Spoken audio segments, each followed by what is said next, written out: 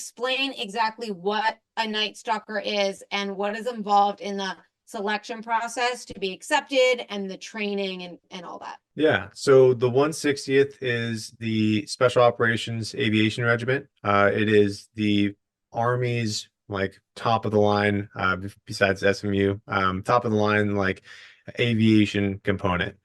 Primarily, they are serving other special operations organizations like Green Berets, like Navy SEALs, like Rangers.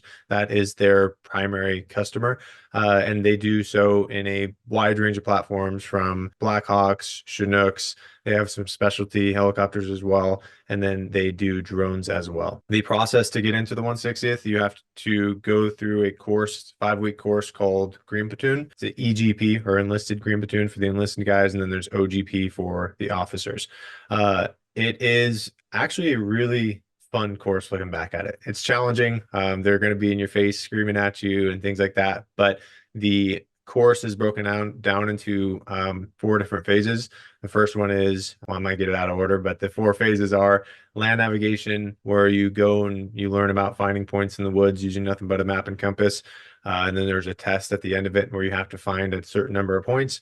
They have weapons where you spend a week on the range, usually training with some former Green Berets. So pretty decent level of combat marksmanship. And then they have a test at the end of that one as well. They have medical lanes where you learn how to administer IVs, basic first aid, combat care under fire, things like that. And then have a COLEX or a culminating exercise towards the end of that one. And then they do combatives where every Night Stalker gets qualified as their combatives level 1 certification. So basic jujitsu, some striking in there, and kind of wrap up the remainder of the course. So it is a very good course.